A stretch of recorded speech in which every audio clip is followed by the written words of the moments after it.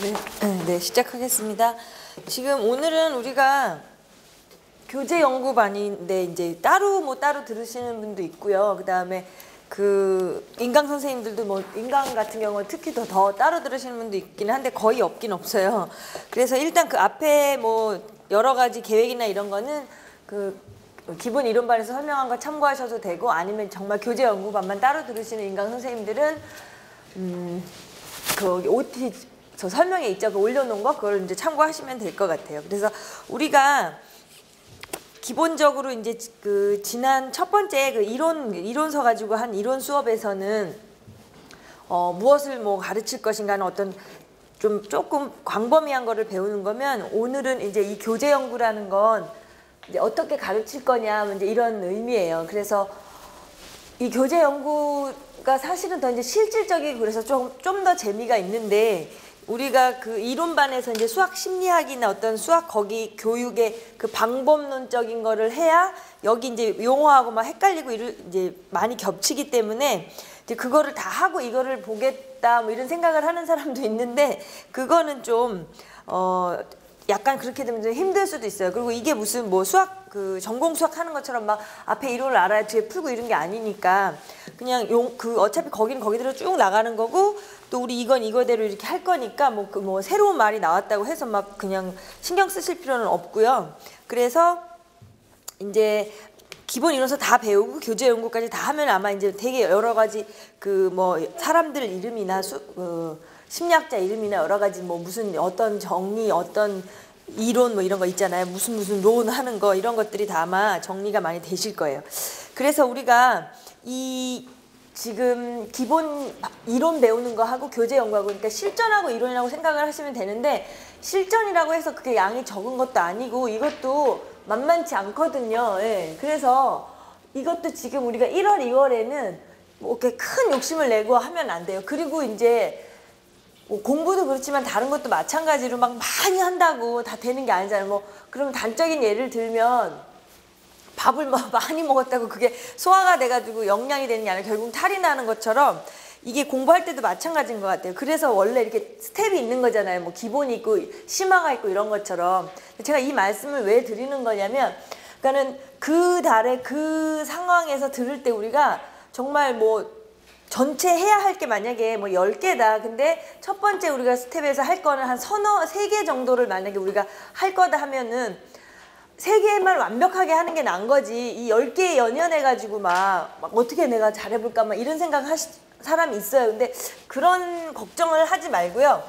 지금 제가 이 말씀을 드리는 게 뭐냐면, 이 교재 연구도 지금 처음에는 조금 되게 굵직굵직한 거하고 이제 전체적인 흐름하고 이런 걸 확실하게 잡아둘 거거든요. 그러니까 거기에 목표를 둬야지, 뭐 교재 연구 같은 경우는 내가 한번 해버리고 뭐 잘 놔뒀다가 이제 나중에 그냥 다시 책 읽어보고 해야지 하면은 그게 말처럼 되지가 않거든요. 그래서 지금 여기서 우리가 이제 굵직굵직한 거하고 전체적인 거를 흐름을 알아놓고, 그 다음에 이게 바로 이제 3, 4월에 가면은요, 3, 4월에 갔을 때 이제 교재 연구하고 더불어 가지고 이거하고 같이 해서 이제 지도서까지 같이 해요. 네.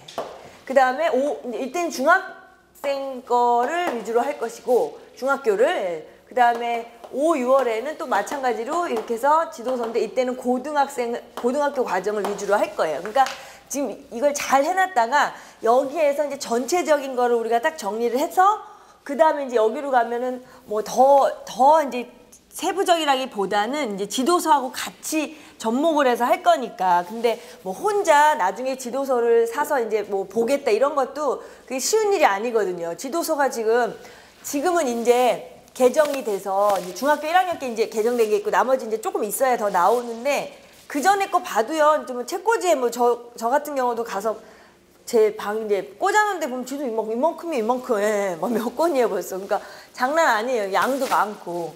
근데 이제 그게 실질적으로 여러분들이 선생님이 이제 학생들 지도할 때 보는 거잖아요. 그러니까 여기하고 이렇게 연결이 되기 때문에 여기서 막 너무 막 이게 막 이것도 저것도 막 이거 잡고 저거 잡고 이런 생각을 버리시고, 이제 다 여기서 해결을 하고 또 여기서 해결할 문제가 있어요. 그러니까는 그 이론도 마찬가지라 그랬잖아요. 기본하고 심화해서 하는 이유가 있으니까. 너무 그렇게 막 급한 마음을 내지 마시고요. 예, 급하면은 안 들어와요, 머릿속에도. 예. 자, 아무튼 그래서 이렇게 간다는 거. 그리고 이제 책은 이제 자료를 이렇게 나눠 드리는 건데, 이 자료는 사실은 되게 좋은 거죠. 왜냐하면 그 중요한 것들을 막 다 이렇게 잘 정리했기 때문에 뭐 시험을 우리가 이제 진짜 보는 상황에 뭐 내일 모레 보는 입장이라고 해도 그냥 여기에 정말 핵심적인 것들이 다 있어서 좋아요. 아무튼 좋은데 그 얘기를 드리는 게 아니라 그 수학 교육 과정과 연구 있잖아요. 이거 뭐 개정판 이거 웬만하면 이거를 다 갖고 계시기는 해요. 근데 제가 저번에 말씀드렸나 모르겠는데 이게 이제 이 안에는 2009 우리가 이제 요즘 새로 된 과정은 없어요. 이 안에. 그러니까 이거가 없어서 제가 전화를 경문사에 해보니까 안 나온대요. 올해는. 계획이 없대요. 그러니까 아직 계획이 없으면 14년에는 안 나온다는 거래요. 그 사람들 말이.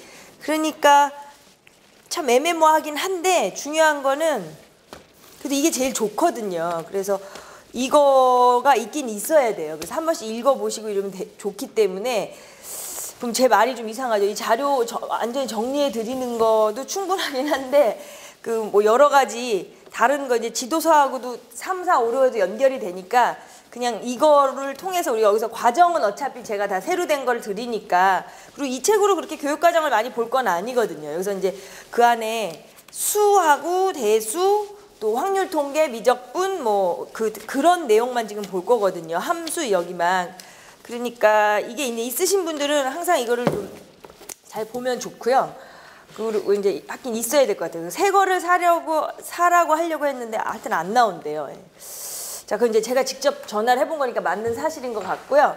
그러니까 우리가 그래서 이제 진짜 본격적으로 이제 이 교재 연구라는 걸 이제 제목에서도 알다시피 뭐 교재를 연구하는구나 이렇게 생각을 하시면 되는데 굳이 이렇게 기본 이론이 있고 교재 연구가 있고 이렇게 되는 것은 이 수학이라는 학문이 너무 오래된 거잖아요. 뭐 오래라고 하기도 참 그렇잖아요. 그 옛날에는 사실은 뭐 수학교육자 뭐 수학자 이런 게 수학 교육자라는 말은 더더군다나 그러고 수학자라는 개념이 없죠. 개념이 없기 때문에 그런 말이 아마 19세기인가 뭐 이후에 이제 그때부터 그렇게 불렸을 거예요.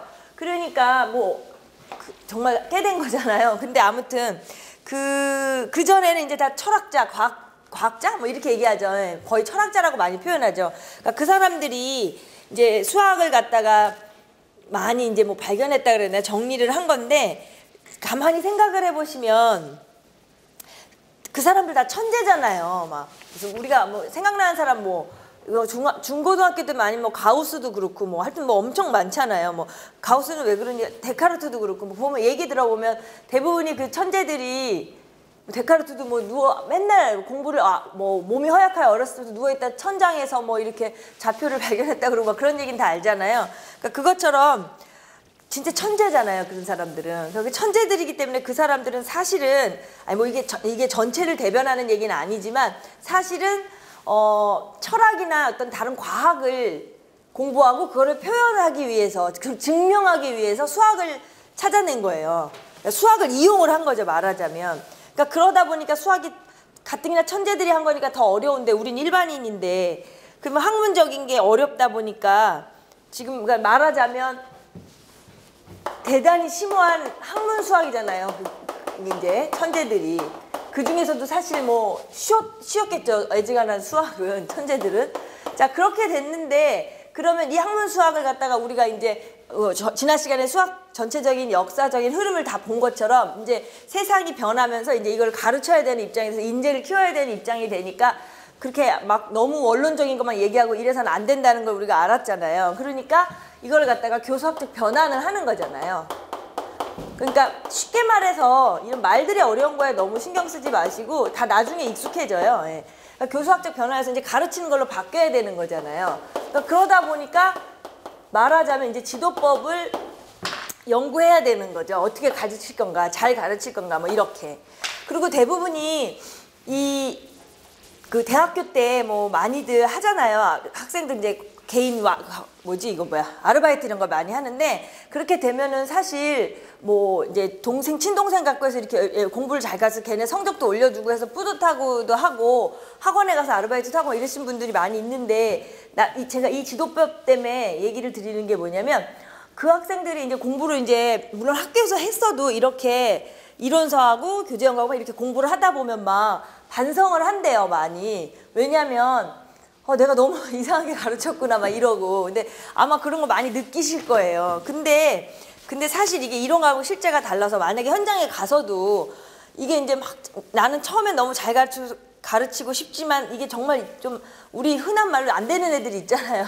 그러면 화가 나고 막 진짜 손이 올라가고 싶은데 참는 거잖아요. 근데 그런 애들한테 과연 한번 그런 되게 깊게 생각해 보셔야 될 게 뭐냐면 내가 그런 학생들을 가르치실 거잖아요. 근데 과연 맨날 그 지도법하고 그 원리 원론에 의해서 꼭 그렇게 해야 된다라는 걸로만 가르칠 수 있는가 이건 되게 아마 고민이 될 거예요. 엄청 고민이 될 것 같은데 고민을 해봐야 되는 문제이기도 해요. 그러니까 지금 이거는 이제 현재 우리가 당장 써먹어야 될 거잖아요. 그러니까 재밌어요. 훨씬 이론보다는. 그래서 이제 그 오래된 고전적인 학문적인 수학을 가지고 이제 저걸 교수학적 변환이 일어나서 우리가 이제 가르치게 됐다. 그거에 관련된 어떤 지도법에 대한 얘기를 하는데 3, 4월, 5, 6월에 가기 전에 지금 1, 2월에는 전반적인 교재에 대한 연구를 한다. 그리고 그 이후에 이제 지도서를 보면서 좀 더 자세하게 한다. 이렇게 딱 정리를 해두시면 되고요. 그래서 이제 오늘은 우리가 이제 수하고 연산에 대해서만 이제 좀 얘기를 할 거예요. 아마 유리수까지 다 못 갈 수도 있기는 한데 이제 처음에 수에 대한 얘기가 워낙 많은 거니까. 그래서 그 나눠준 거 보시면 첫 번째 그 수화 연산 지도의 의 있잖아요. 예. 자, 거기를 한번 같이 볼게요. 거기 뭐 여러분들 다 아시다시피 초등학교에서 뭐 자연수, 분수수 이렇게 이제 첫 번째 단락 이런 게 있잖아요. 근데 이제 두 번째 단락 볼게요. 수 개념을 규정할 때 반드시 같이 논의해야 하는 것이 연산의 구조이다. 예, 연산의 구조에 뭐 동글뱅이 해놓으시고요. 구조가 있어야 되죠. 예.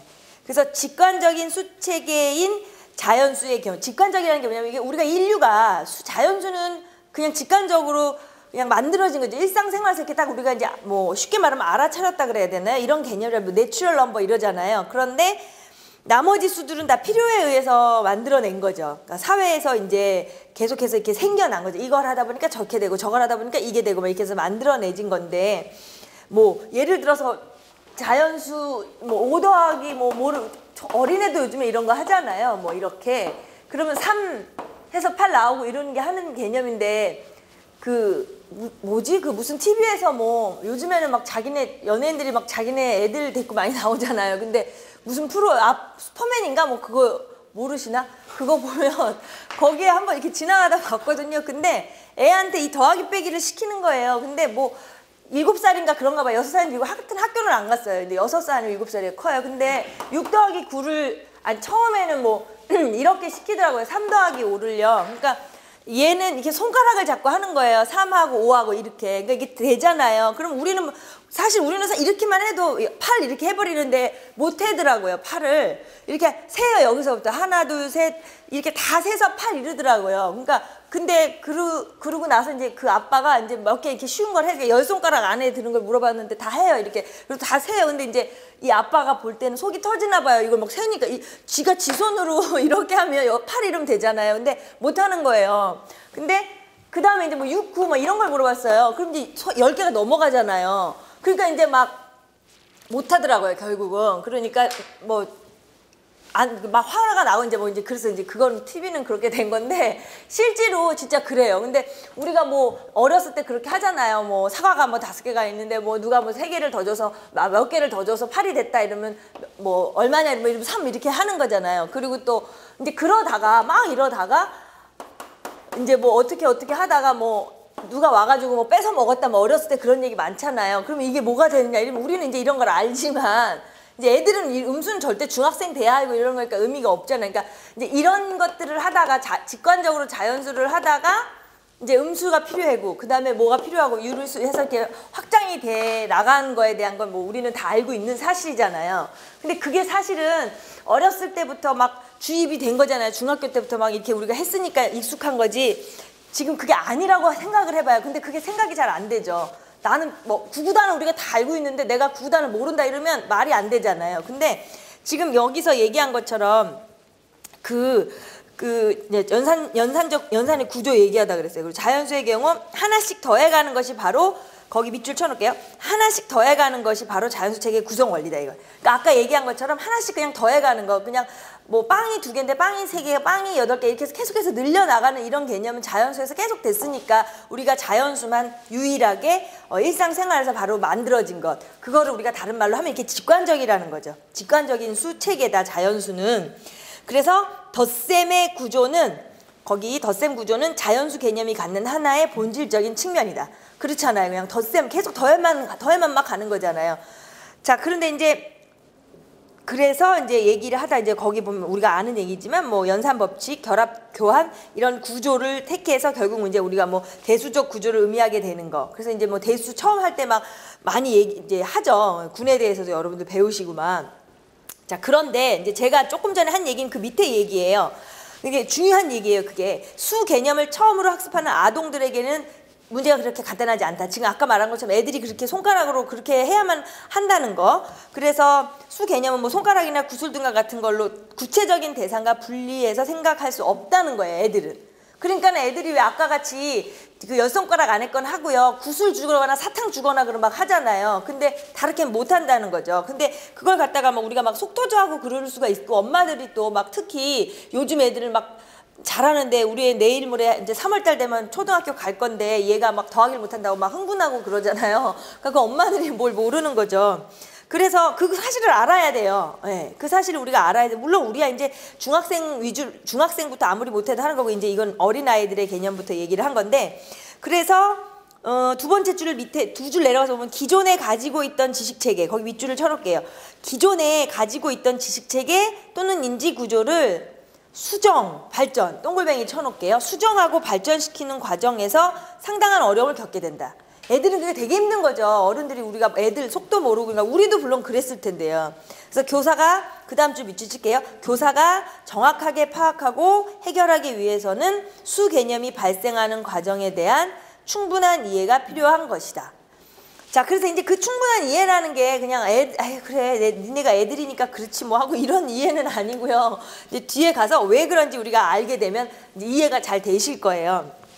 자, 그래서 밑에 다시 같이 볼게요. 또 일단 그래서 수와 연산 지도의 의의는 그런 개념이라는 거예요. 일단 애들의 그 마음을 이해하는 게 아니라 우리 자체가 그냥 그 상황, 그 인지 구조를 우리가 이해해야 된다, 그 소리고, 두 번째 이제 수 개념의 발생을 한번 보면 1번에 이제 수 개념은 어디서 추상되는가, 이제 이런 건데, 아까 제가 말씀드린 것처럼 여기 이제 정리해 드리는 게 사실은 막 여러 가지 지금 교재 연구하고 아까 그 경문사 책 정도는 되게 솔직히 말하면 좀 쉬워요. 근데 그 다른 책 있죠. 뭐 서울대학교에서 우정원 선생님이 만든 학교 수학의 원리, 그건 좀 어렵다고요. 그러면 또 그런 건 질문하면 되게 어려워요. 우리가 답해 주기가.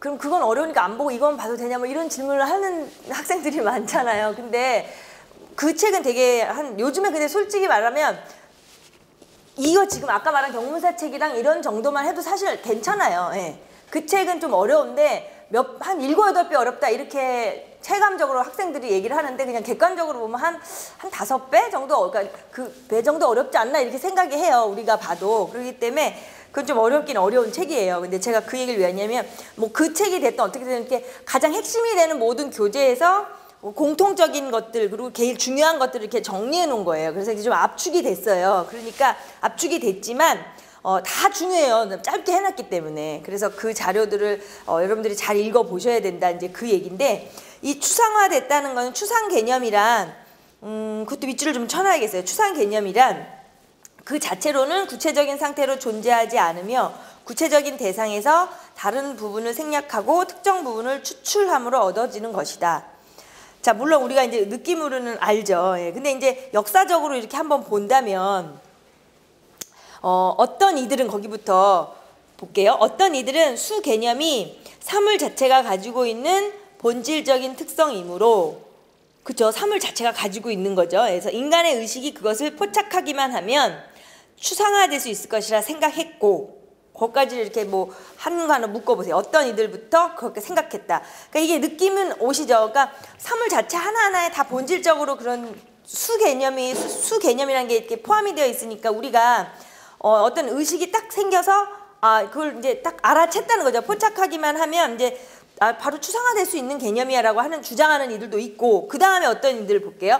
그 다음에 어떤 이들은 또 수를 이루는 기초적인 개념이 구체적인 사물에 대한 경험하고는 무관하게 선천적으로 타고나는 것이기 때문에 이를 출발점으로 하는 추상적인 추론 과정만 있으면 수 개념을 형성할 수 있을 것이라 했다.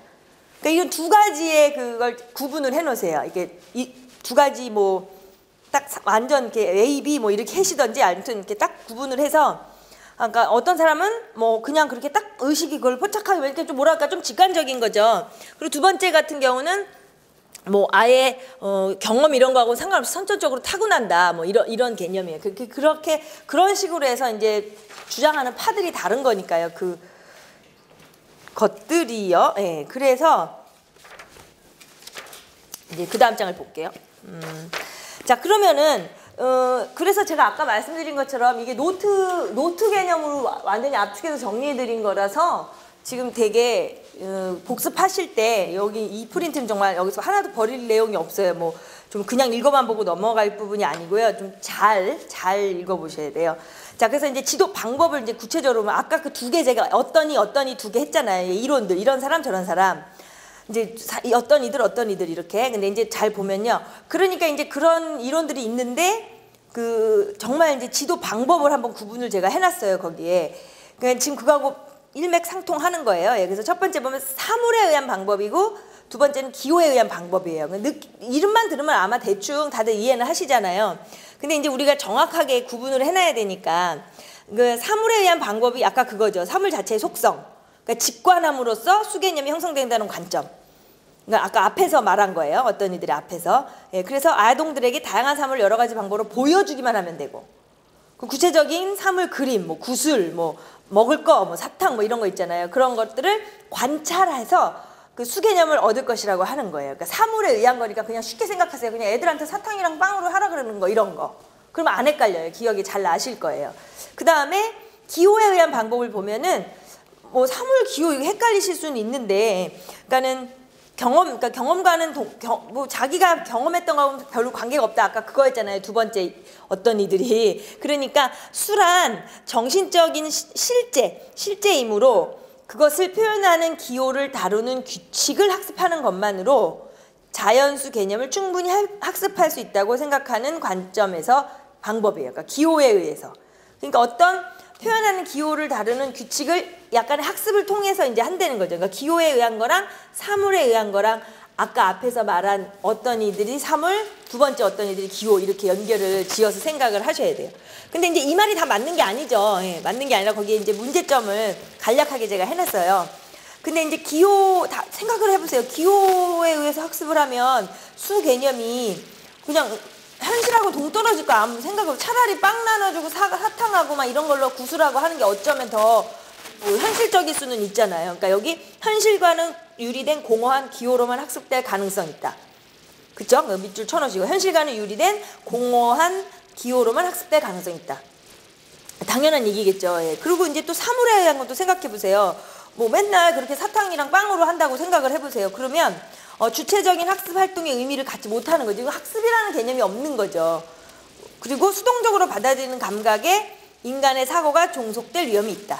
거기까지 밑줄 쳐요. 수동적으로 받아들이게 되는 거죠. 그 감각에 우리의 사고가 완전히 종속된다는 거죠. 그러니까 지금 이제 제가 학생들만 예를 들었는데 저도 이런 거를 이제 막 정리하고 공부하고 이렇게 하다 어렴풋이 생각이 나는 거 보면은 애들을 교육을 하긴 할 거지만 예전에, 지금은 아니잖아요. 지금은 뭐 70대 분들도 되게 많이 이제 그 배우신 분들이 많지만 어렸을 때는 어른들이 되게 그 학생이 많으셨거든요. 아주 가까이 있는 저희 할머니도 예전에는 그런 거 모르나? 예전에는요 전화기가 그런 거 알아? 이게 다이얼 이런 거 그런 거 알아요? 알아요? 이렇게 비슷한 거 다이얼을 이렇게 돌려서 전화하는 거거든요. 그리고 한참 있다가 이제 이렇게 누르는 거 이렇게 전화기 이런 게 있었는데요. 못 하세요. 모르겠다. 이런 거를요. 예. 그런데 그 사람들이 이제 어떤 분들은 또 하세요. 그쵸? 근데 이거를 그러면 인식을 했다는 거잖아요. 그림이나 이런 걸로. 숫자라는 건 모르는데 그냥 우리 집 전화번호가 123, 4야 이렇게 써드리면 이걸 보고 이렇게 돌렸구나, 누르시더라는 거죠. 처음에 아무것도 모르는데. 그러니까 그런 걸 생각을 해보고, 그 다음에 또 지금도 마찬가지지만 뭐 영화 속에서도 있고 이런 거 보면 왜 어떤 되게 할머니들이 돈을 쓸 줄도 모르는데 돈 계산해서 다 물건 팔고 장사도 하시잖아요. 예. 그런 거. 이런 것들이 되게 이 숫자의 개념이 있긴 있는 거예요. 예. 자기한테. 근데 이제 정확히 이제 정리가 안 된 거잖아요.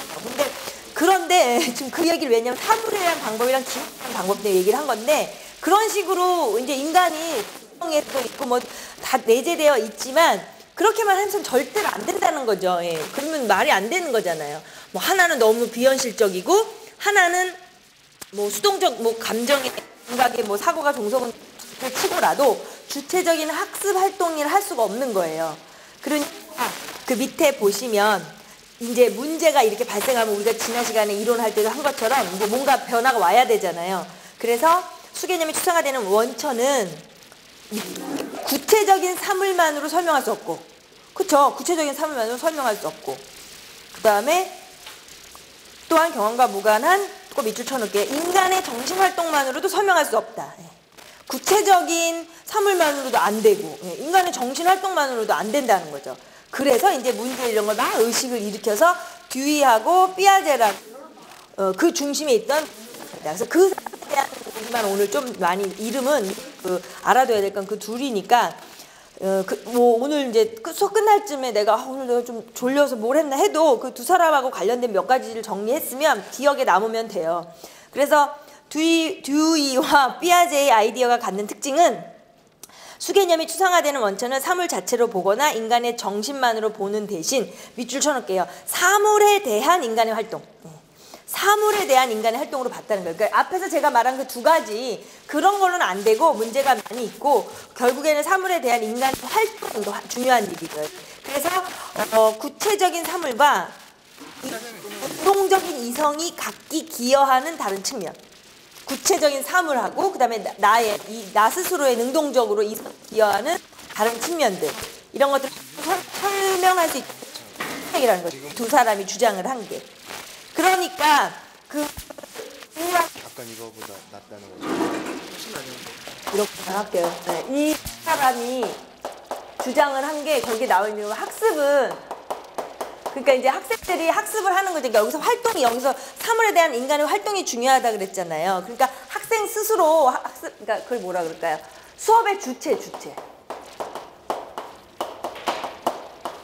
수업의 주체는 스스로 공부하는 거니까 이제 학생이 돼야 된다는 거잖아요. 근데 그냥 학생이 수업의 주체다 이것이 아니구나. 이렇게 앉아있어 공부 안 하는 애들 많으니까. 그러니까 수업의 주체는 학생이 스스로 경험한 지식만이라는 거예요. 이게 중요한 말이에요. 학생이 스스로 경험을 한 것만. 그것만 인정을 하겠다는 거예요. 스스로 경험을 진짜 한 거. 주체가 돼서 뭐 그냥 그런 것 말고, 듀이와 삐아제가 말하는 거는 사물에 대한 인간의 활동이다. 이 뜻은 수업의 주체는 학생 스스로 경험한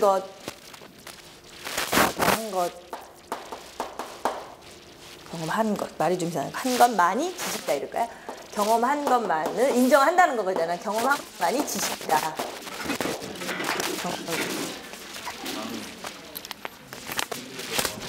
문대푼 거하고 살짝 달라서 말들이 그렇게 한 것만, 그러니까 말하자면 그렇게 한 것만 인정을 한다는 거죠. 그리고 그 제일 능동적으로 그렇게 할 때 기억도 제일 많이 나요.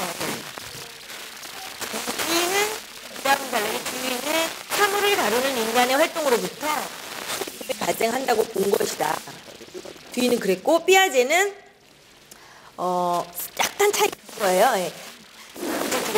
사물에 대한 인간의 행동을 추상함으로 형성되는 것들을 뜻합니다. 둘의 약간의 차이점을 구분해 놓으세요. 주의는 사물을 다루는 인간의 활동으로부터 이제 개념이 발생한다고 한 거고, 삐아제는 이제 수개념 같은 논리, 수학 뭐 이런 거는 사물의 속성을 추상하는 게 아니라 사물에 대한 인간의 행동을 추상한다는 거예요. 그러니까 이런 말들이 혹시라도 나온다면 말장난이 될 수가 있잖아요. 말 살짝 바꿔놓으면. 그러니까는 이런 걸 외운다고 될 일이 아니라 이해를 완벽히 해놔야지. 아, 이 사람은 그랬구나. 그냥 오로지 사물의 속성을 추상하는 게 아니고 사물에 대한 인간의 행동을 추상하는 거라고 주장을 하니 삐아제 얘기는 그 위에서 흐름을 이해하면 되잖아요. 위에서 아까 그렇게만 하면 안 된다고 주장을 한 거니까. 자, 그래서 두 가지를 좀 기억을 해놓는데 이거 이제 말이 좀 어렵지만 어차피 이론할 때 우리가 또 자세하게 다뤄요. 그렇기 때문에 아까 제가 처음 말씀드려본 것처럼 여기선 그냥 이 이론을 하다 보면 안 되기 때문에 이제 언급하고 간단하게 이제 명시만 하고 넘어갈게요. 그래서 두 번째 경험적 추상화와 반영적 추상화 이제 들어보셨을 텐데 경험적 추상화는 사물을 눈으로 보거나 손으로 들어보는 등의 행동을 함으로써 그렇죠. 이제 경험이잖아요. 말 그대로. 그래서 사물 자체에 속한 성질을 추상해내는 거. 그러니까 뭐 만져보고 뭐 어떤 사람은 근데 모든 걸 다 입으로 가져가는 사람도 있어요. 막 맛보고 냄새 맡고 막 그런 것처럼 경험적 추상화 직접 해보는 거예요. 직접. 예, 우리가 직접 해보는 거. 그런 걸 좋아하는 사람들이 있죠. 예. 그 다음에는 이제 뭐 반영적 추상화는 사물에 대한 행동의 결과로부터 추상적인 개념을 만들어내는 과정을 구별하였다. 그러니까 두 가지를 이제 해놓고 또 이론할 때 여기에 대해서 자세히 배우고 이러면 아 그때 거기서 나왔던 거구나 이렇게 연결을 잘 시키시면 되는 거예요. 지금은 이것 때문에 너무 디테일하게 들어가면 정신 없으니까 아 여기서 그때 삐아제하고 뒤 얘기 나오고 수 얘기할 때 나왔지 이제 이렇게만 해두시고요.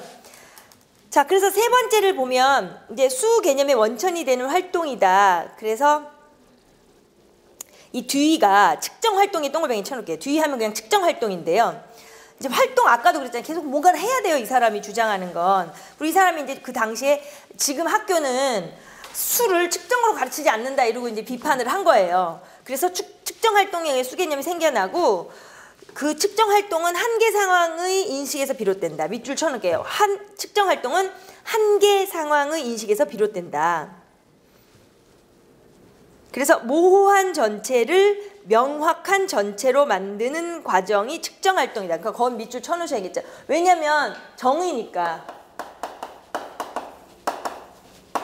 그러니까 우리가 그냥 막연하게 뭐 측정 활동 이러면 측정하는 그런 저기가 아니라 모호한 거에서 명확한 거로 가는 거라 이런 거잖아요. 그러면 모호한 전체에서 명확한 전체로 간다. 이게 어떤 개념이냐면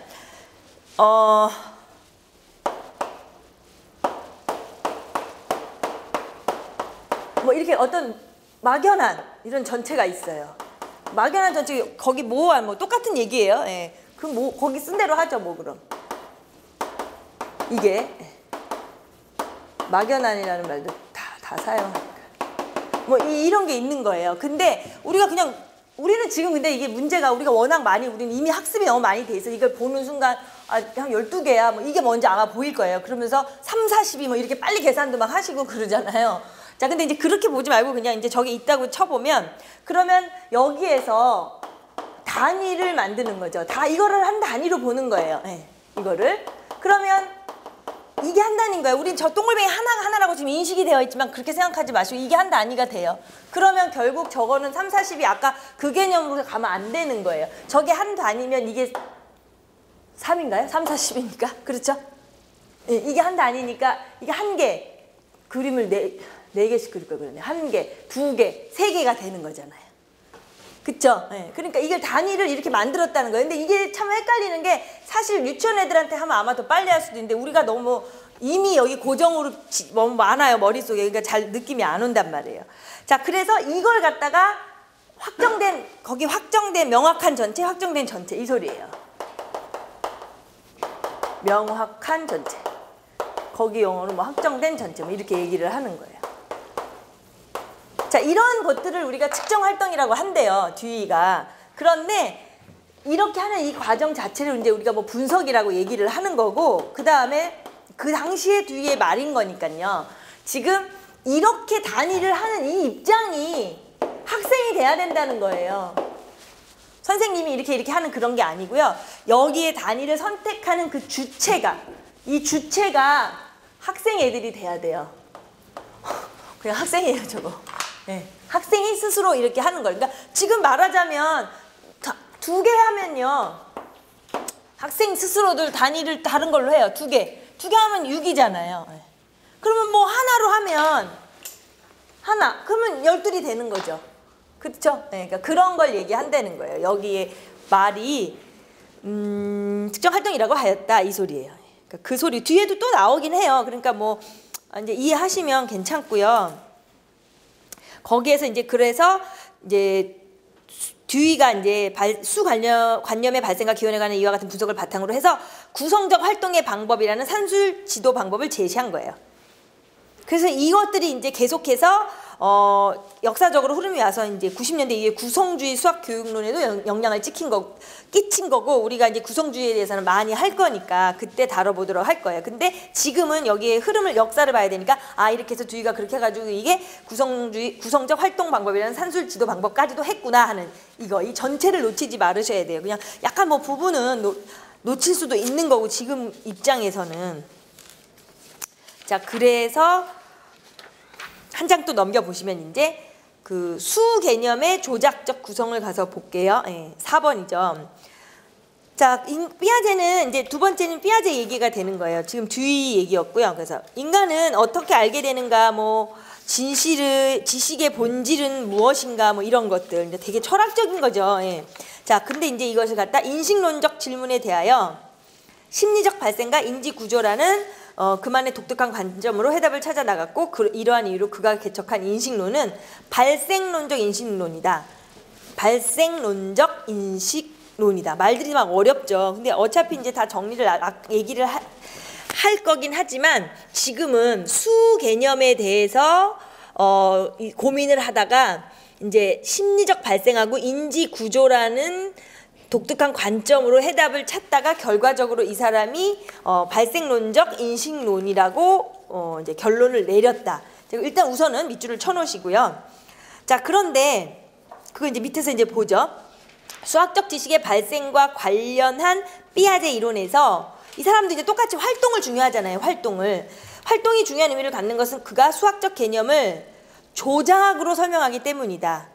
근데 활동 중에서 이제 조작이 되는 거예요. 그러니까 일단은 듀이는 측정 활동, 듀이가 측정 활동 그거를 기억하면서 모호한 데서 명확한으로 가는. 그러니까 학생이 아무튼 스스로 주체가 돼야 된다. 이거를 까먹지 마시고요. 그다음에 이제 삐아제로 넘어왔는데 삐아제는 뭐 발생론 중 이제 어려운 말은 많은데 일단 우선은 뭔가 수학적 지식 같은 것들을 활동으로 하는 것도 듀이하고 똑같은데 조작에 대해서 얘기를 하는구나 이렇게 기억을 하시면 돼요. 조작. 그러면 조작이 거기 이제 그래서 제가 우리가 그거 할 때 거기다 한문으로 된 말이든 영어로 된 걸 이제 원말을 거기 써놔야 되는 이유가 뭐 그런 조작 나쁜 조작이 아니니까요. 그래서 삐아제의 특수한 용어인 조작 거기다가 밑줄을 쳐놓을게요. 조작은 그의 정의에 이제 따르면 내면화된 가역적 행동이에요. 내면화된 가역적 행동. 자, 근데 이게 뭐 말로들은 다 지금 내면화도 이해를 하고 그다음에 가역적도 우리가 이해를 할 수가 있는 부분인데요. 일단 밑줄을 쳐놓고 그 다음에서 의미하는데 수학적 개념은 바로 행동의 일반적 조정에 대한 반영적 추상화의 결과로 구성되는 조작. 말이 어렵죠. 일단 밑줄 쳐놓을게요. 그냥 치고 다시 말할게요. 행동의 일반적 조정에 대한 반영적 추상화의 결과로 구성되는 조작이라는 것이 이 사람의 설명이에요. 그리고 나서 결국부터까지 밑줄을 치면 결국 삐아제에게 수학적 개념을 형성하는 것은 이 사람이 이제 입장에서 수학적 개념을 형성하는 건 조작을 구성한다는 거예요. 그래서 삐아제는 이와 관련하여 자신의 수학 인식론을 조작적 구성주의라고 부른 거예요. 조작적 구성주의.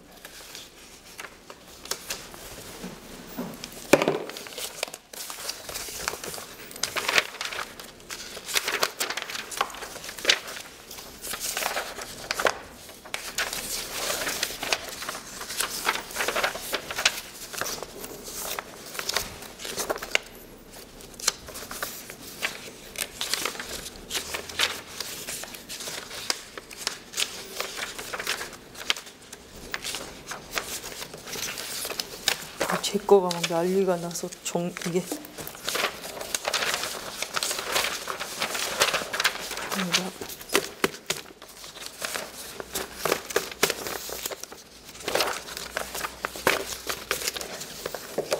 네.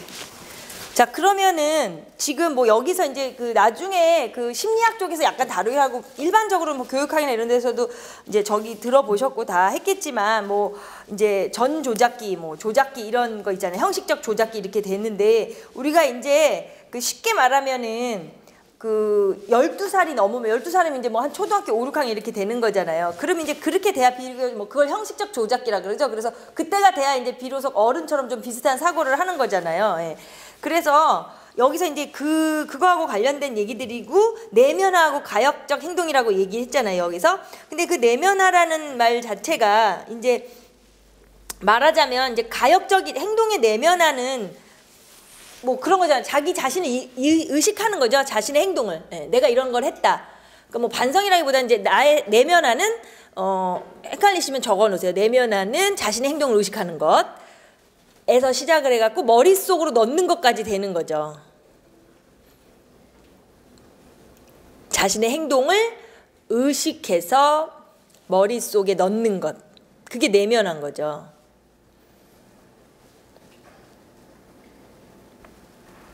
그리고 이제 가역적이라는 거는 이제 뭐 말하자면은 이제 가역에 대한 건 뭐 수학에서도 많이 우리가 배운 거잖아요. 예, 그래서 그러니까 가역적이라는 것은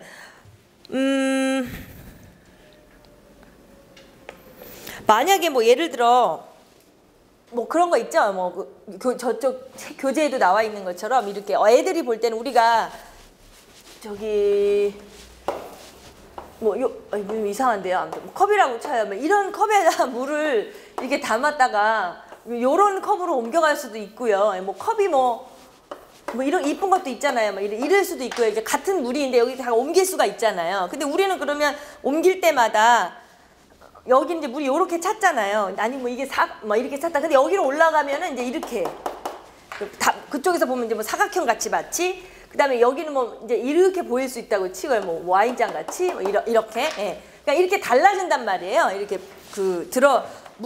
그릇을 바꾸는 입장에 따라서 그 모양이 다 달라지잖아요. 그런데 그러면 이제 얘네들 입장에서는 그 옮겨 담기 전의 상태로 되돌아가는 걸 표현을 못 한다는 거죠. 이제 여기서 여기로 왔으면 끝나버리는 거죠.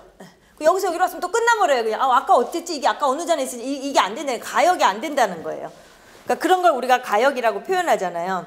근데 이제 이 피아제가 말하기는 조작이라는 건 내면화된 가역적 행동이다. 이제 이렇게 얘기를 해준 거예요. 그러니까 내면화는 아까 말한 것처럼 자기의 의식을 하고 머릿속에 집어넣는 거고 가역은 처음의 상태로 되돌아갈 수 있는 거잖아요. 아까 같이 컵 예를 든다면.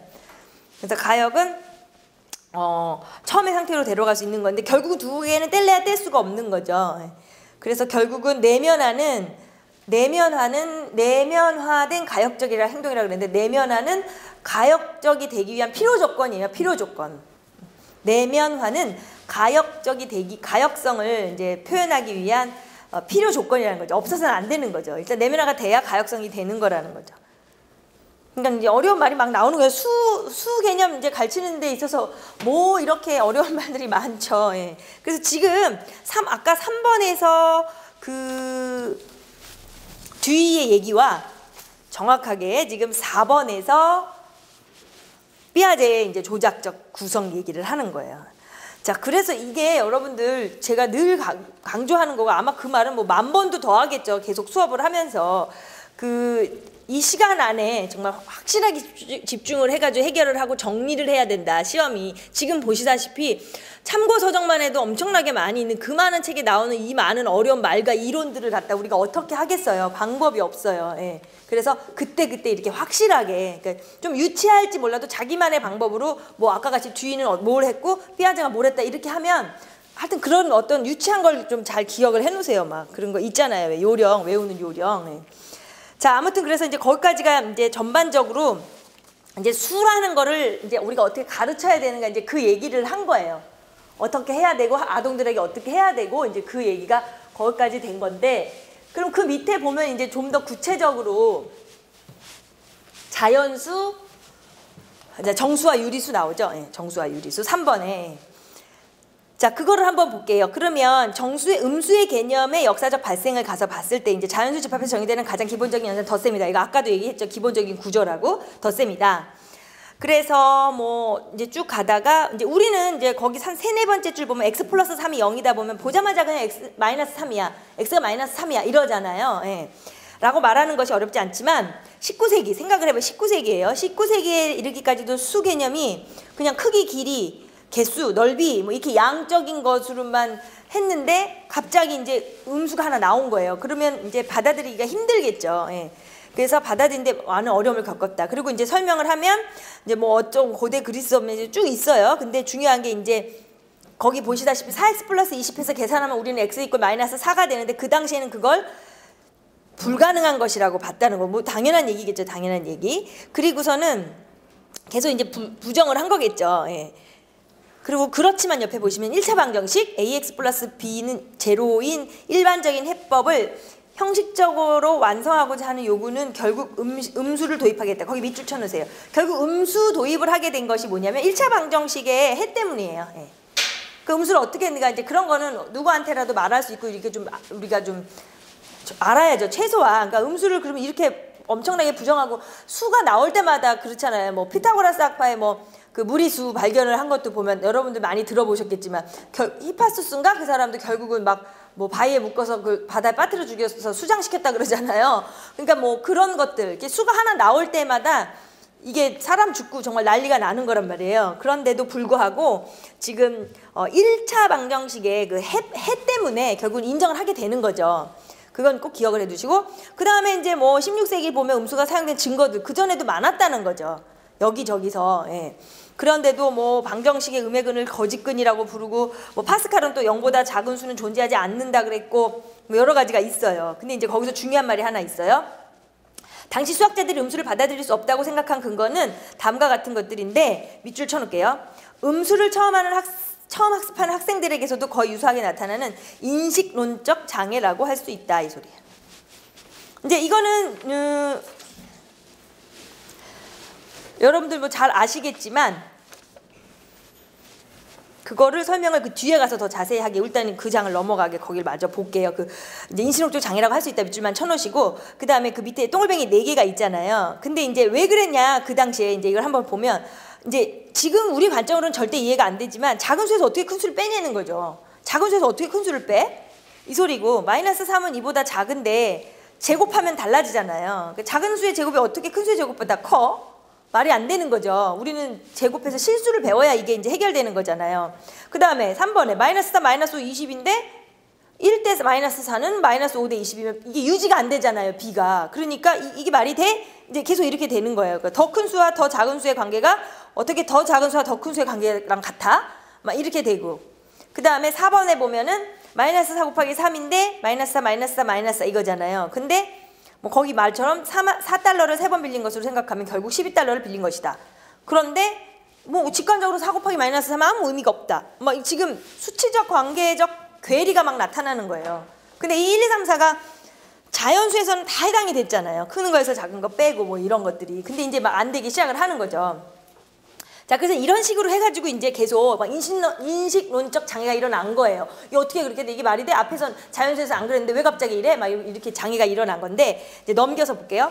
4페이지에 보시면 그래서 당대 최고의 수학자들이 수학자들이 가진 이러한 의문은 수 개념을 구체적인 대상의 크가 연결하라는 관념에서 비롯된 것으로 음수를 처음 학습하는 학생들에게도 유사한 의문이 일어날 수 있다. 그렇죠. 이제 오죽하겠냐는 거죠. 왜냐하면 지금 천재들도 그렇게 인식론적 장애가 일어났는데 애들이면 말 다 했잖아요. 우리도 그러고. 그리고 지금 우리가 여러분들 생각해 보시면 난 중학교 때 음수 계산해서 엄청 잘했는데 막 이렇게 지금 생각하실 수가 있어요. 근데 안 그랬을 거예요. 그 당시 생각해 보면. 예. 근데 지금 까먹어서 그래요. 근데 이런 경우는 있어요. 사람마다 다르니까 체질이 다른 것처럼 약간 수학적인 사고력을 그냥 쉽게 빨리빨리 받아들여가지고 그냥 넘기는 경우가 많아요. 그러니까 그걸 좋게 말하면 좀 발달된 거죠. 예. 그냥 이렇게 딱딱딱 받아들이는 입장이. 근데 아마 되게 혼란스러웠을 수도 있을 거예요. 예. 중학교 때 처음 배우면.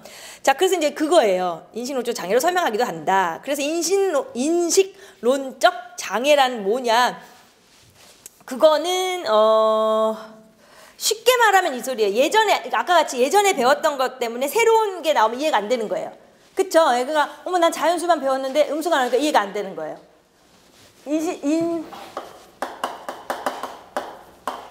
인식운적 장애.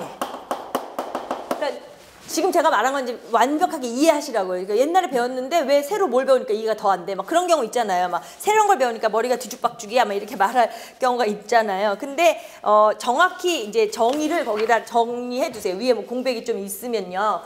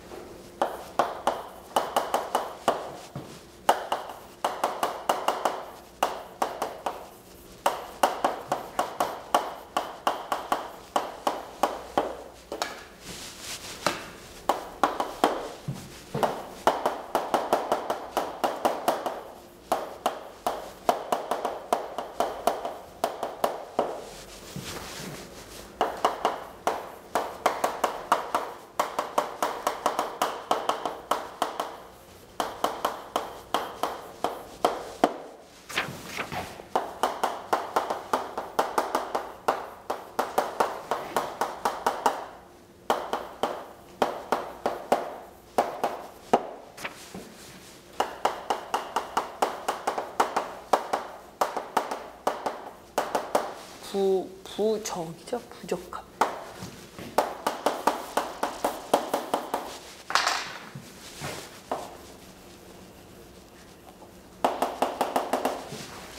이런 걸 이제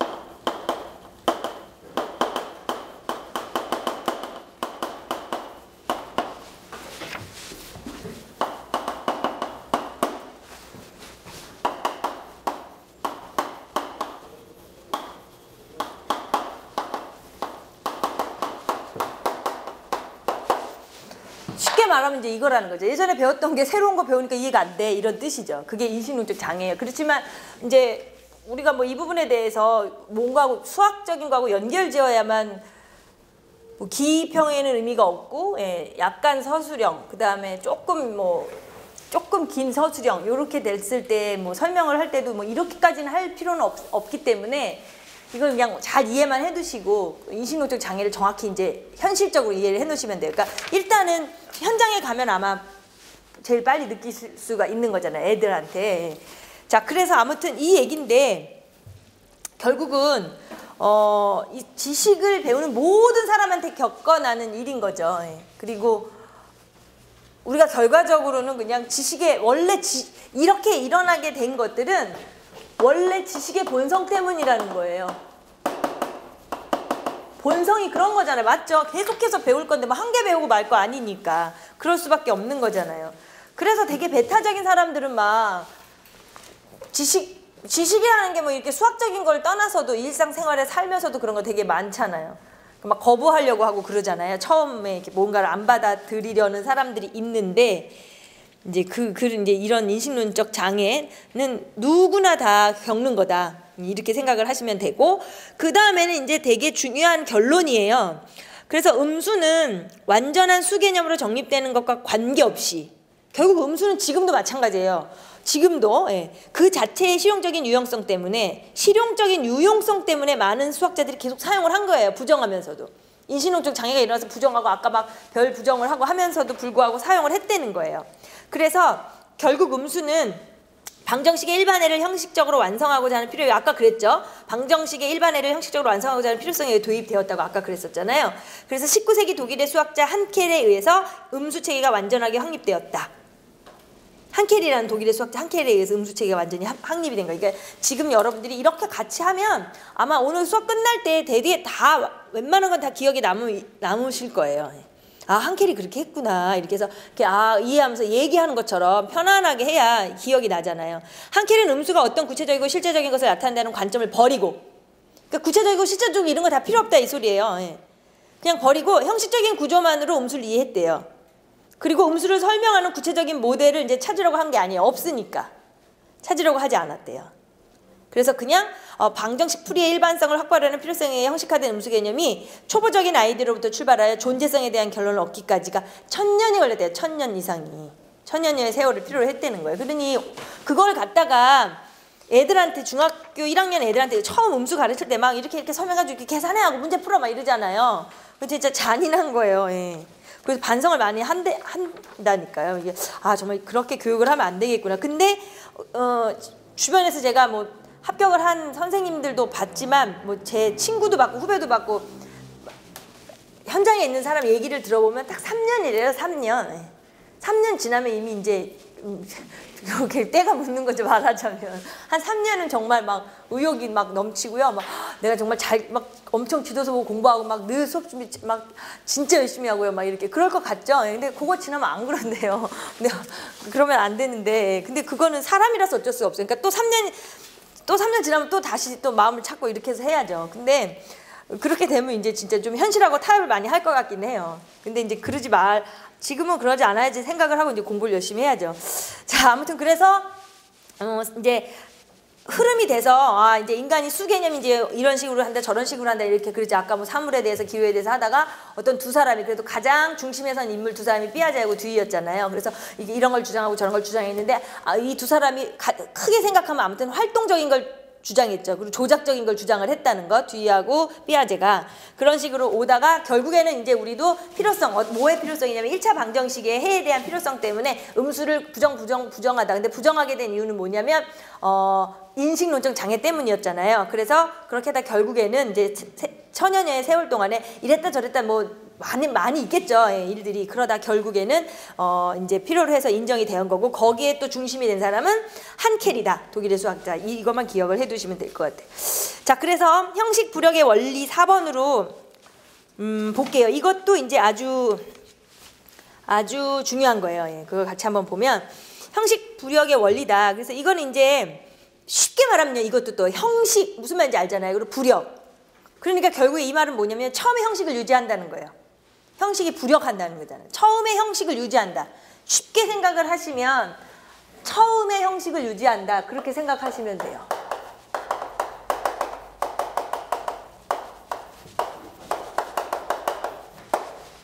처음에 형식 유지? 처음에 형식 유지?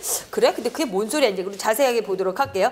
자, 아무튼 그래가지고 이제 기껏 이제 음수가 이제 좀 자리를 찾고 있는 입장이잖아요. 그럴 때 음수를 처음 학습한 학생들은 형식적인 접근 방식만으로 음수 개념을 접하는 것보다 직관적으로 이해할 수 있는 구체적인 모델을 통하여 음수를 이해하는 것이 도움이 되므로 음수 개념을 학습할 때는 직관적 모델을 많이 사용을 한다. 그래서 이건 이제 많이 들어보셨을 거예요. 그렇죠? 수직선 모델, 샘돌 모델, 우체부 모델 이렇게 있잖아요. 그리고 직관적 모델이고 이제 실생활에서도 애들한테 뭐 그렇게 하겠죠. 음수 얘기할 때 제일 쉬운 게 애들한테는 제일 뭐 돈의 관념도 그렇잖아요. 플러스 마이너스 이익 손실도 있지만 어린애들은 일단 날씨 뭐 이런 거 하죠. 영상 영하. 오늘 겨울인데 영도인데 물이 얼었다. 영하가 되면 이렇게 해서 영도 위에 따뜻하다 춥다 이렇게 해서 그 영상 영하로 음수 개념을 실생활에서 많이 접목을 하고 그 다음에 이제 조금 저기가 되면 뭐 돈의 손실 이익 마이너스 적자 흑자 뭐 이런 걸로도 얘기하고 그러잖아요. 그러면 이제 음량이 된다는 거죠. 뭐 줄어들었다 뭐 먹을 거 가지고 근데 그런 거 실제로 해봤는데 잘 안 되더라고요. 먹을 거를 줬다가 뺏었다 없어졌다 뭐가 없어졌다 이런 거에 대한 마이너스의 개념이 이해가 안 되는 학생들이 많은 것 같더라고요. 실제로 제가 해보면 그렇더라고요. 그러니까 저기 그 건물에 가면 뭐 한 몇 층, 한 30층 뭐 높은 10층 이상 뭐 꽤 높은 데서 이제 지하 있는 데 있잖아요. 지하. 예, 그런데 애들한테는 그것도 괜찮아요. 지하 내려가는 거. 근데 이제 그게 중요한 게 뭐냐면 1층에서 지하 1층 이러면 안 되겠죠. 이런 개념은 안 되고 요즘에는 뭐 호텔이나 이런 데는 로비층을 따로 두잖아요. 뭐 이렇게. 그리고 1층 이렇게 하잖아요. 그러면 이 어떤 기준이 있어야 되잖아요. 우리가 이게 말한 0이 돼야 되잖아요. 그러니까 영도의 날씨에서 축구 이런 것처럼 만약에 뭐 애한테 이건 학교 현장이 아니라 뭐 나중에 자식한테 뭐 가르쳐야 됐다 한다면 이것도 나쁘진 않겠죠. 예, 이런 건물에 갔으면 아 여기가 로비층인데 설명을 하고 위아래 뭐 이런다. 이런 실생활적인 걸로 여기서 말한 건 직관적인 거나 실생활적인 걸로 애들한테 접근을 좀 해야 된다는 거예요. 워낙 받아들이기가 힘드니까. 이제 그 소리예요. 예, 그래서 네덜란드 수학교육자 프로이덴탈은 음수는 물리적 세계의 구체적 대상으로부터 추상화된 것이 아니라 밑줄 쳐놓을게요. 방정식과 그 해집합의 구조를 완전하게 하여 형식적인 요구로부터 생겨난 것이기 때문에 음수의 형식적인 본질을 고려한다면 구체적인 모델을 통한 음수 지도에서 더 나아가 자연수 체계에서 확장된 순수한 형식 체계로서 음수를 지도하는 것이 필요하다고 주장하였다. 자, 이 주장이 누구인 거는 좀 기억을 해두세요. 프로이덴탈이 이렇게 주장을 한 거라고요. 누가 그랬냐면 프로이덴탈이 그렇게 한 거예요. 이제 뭐 너무 그렇게만 할 일은 아닌 것이다. 예. 그러니까 구체적 모델을 통해서 음수제 지도하는 것보다는 조금만 업그레이드해서 자연수 체계에서 확장된 순수한 형식 체계로서 음수를 지도하는 것이 필요하다는 걸 이제 외친 거죠. 당연한 얘기겠죠. 예. 자, 그게 뭐냐면 형식 부력의 원리라는 거예요. 자연수로부터 정수로 확장하는 것. 이 흐름을 이해하면 다 이해가 돼요. 이제 그래서 애들이 워낙에 어려워하니까 그냥 우리가 이렇게 인식능력 장애도 일어나고 막 그러잖아요. 그러니까 우리가 이제 그냥 좀 애들 쉽게 가르치지 안 되겠다. 그래서 직관적인 모델을 통해서 가르치고 막 그냥 실생활에서 가르쳐가지고 이해를 시키는 것까지는 할 수가 있는데 그렇게만 하면 안 된다는 거죠. 예, 너무 그럴 것만은 아니고 약간의 이제 자연수로부터 정수를 확장하는 것, 이런 수체계의 확장에서 하나의 원칙이 되는 뭔가를 이제 가르쳐서 음수를 도입시켜주자 이 소리예요. 그러니까 이제 그게 바로 형식 부력의 원리인데, 거기 옆에 이제 바로요. 이는 어떤 대수적 또는 기하적 구조를 확장할 때에는 기존의 체계에서 인정된 성질이 유지되도록 해야 한다는 것이다. 그게 바로 형식 부력 원리의 정의예요. 정의라고 표시해 두세요. 어떤 대수적 또는 기하적 구조를 확장할 때에는 기존의 체계에서 인정된 성질이 유지되도록 해야 한다는 것이다. 이게 형식 부력의 원리예요. 그리고 형식 부력은 왜 나왔냐? 이제 뭐 어쩌고 저쩌고 해서 애들한테 음수를 쉽게 직관적으로만 도입하라, 설명해라 이랬는데 프로이덴탈이 그렇게만 하면 안 된다. 그렇게만 하면 안 된다. 누구라 그랬냐면 프로이덴탈이 그랬다는 거예요. 그래서 연산의 구조가 유지되도록 수체계를 확장해야 한다는 아이디어는 그거의 귀납적 외사법에 의해 구체적인 사례로 지도될 수 있다. 뭐 그 소리. 그러니까 귀납적 외사법은 이제 뭐 처음 드시는 분은 저기 하고요. 뭐 아시는 분은 다 아시겠지만 형식 부력 원리의 한 예예요. 예. 자, 그러니까 이제 뒤에서 이걸 자세하게 예로 보긴 할 건데 그냥 여기 나왔으니까 그러니까 말하자면 뭐 이런 스타일을 말하는 거예요. 뭐 3, 3은 9인데 3이 6이고 3, 1은 3이고 뭐 이렇게 3 곱하기 0은 0이고 이제 3이고 마이너스 6 이런 식으로. 그러면 여기 보면 이렇게 규칙이 패턴이 3씩 줄죠. 예. 그리고 여기는 이제 물론 당연히 이제 이렇게 내려가고 있는 건데. 그러니까 이제 우리가 여기를 보시면 이거의 형식을 보시라는 거죠. 이건 이제 우리가 자연수 가지고 하는 거잖아요. 여기의 형식이라는 걸 가지고 부력했다는 거예요. 그렇게 해서 여기를 갖다 계속 이렇게 해서 찾아낸다는 거예요. 예. 그러니까 뭐 편하게 얘기하면 어떤 패턴이라고 해도 괜찮죠. 예. 그러니까 여기의 형식을 부력해가지고 새로운 데 확장을 해나가는 거예요. 계속. 뭐 이제 그만 가도 되는데 이제 말하자면 그러니까 직관적인 어떤 모델로 해가지고 이제 조금 이따 보겠지만 샘돌 모델이나 이런 걸 해가지고 애들한테 이해시키는 것만은 다가 아니고 이런 식으로도 이해를 시켜야 된다는 거예요. 그러니까 근데 요것도 뒤에서 더 할 거예요. 근데 일단 저런 거 크게 보면 저런 거예요. 그래서 뭐 여러 가지 있잖아요. 이런 것도 마찬가지잖아요. 뭐 x제곱이 뭐 4로 할까요? 그럼 이게 x가 플러스 마이너스 2가 되는 건데 x제곱이 뭐 3이 된다. 그럼 플러스 마이너스 1이 아이고 왜 1이에요? 루트 3이 되는 거 이런 식으로. 근데 계속 줄어든 이렇게 2가 되면은 이런 식으로. x제곱이 1이 되면은 뭐 이렇게 되면서 계속 가는 건데 이렇게 되면 0이 되는 거. 이렇게 되다가 이렇게 되는 게 이제 찾아내는 거잖아요. x제곱이 이렇게 되면 우리가 이거 일단 표현을 하면 똑같은 형식으로 유지해서 쓰면 이렇게 되는 건데 뭐 이런 게 저기 하니까 우리 이렇게 만들어낸 거잖아요. 그러니까 이런 식의 것들이 형식 부력의 원리라는 거예요. 그럼 또 거기서 대수, 기하죠 이런 걸로 표현했잖아요. 그러면 이런 것도 되는 거예요. 그냥 이쪽의 형식을 갖다가 확장한 데다 갖다 적용을 시키라는 거예요. 그러니까 뭐 직선 하나 아무거나 그려볼게요. 이렇게. 일단 뭐 y라고 쓰면 헷갈리면 안 되니까 그냥 x-1이다 뭐 이렇게 생각을 할 수 있는 거잖아요. 이제 직선의 개념이 이렇게 여기 내려가면 안 되는 거죠. 이제 우리가 양수 자연수 쪽에서만 생각을 하면. 근데 이쪽으로 이렇게 가는 이 반직선의 개념인 거잖아요. 그러니까 이거와 같은 형식을 여기도 적용시키래고요. 예. 그럼 이렇게 하면 이건 기하적인 형식 부력이고 저렇게 하면 대수적인 거다 뭐 그 소리예요. 그러니까 이렇게 해서 애들한테 좀 해야 된다. 예, 그 소리예요. 뭐 너무나 그렇게 자꾸 샌들 모델 뭐 이런 걸로만 갖고 하면 안 된다. 지금 그 얘기를 하는 건데요. 조금 쉬었다 해볼게요. 예, 좀 쉬었다 해볼게요.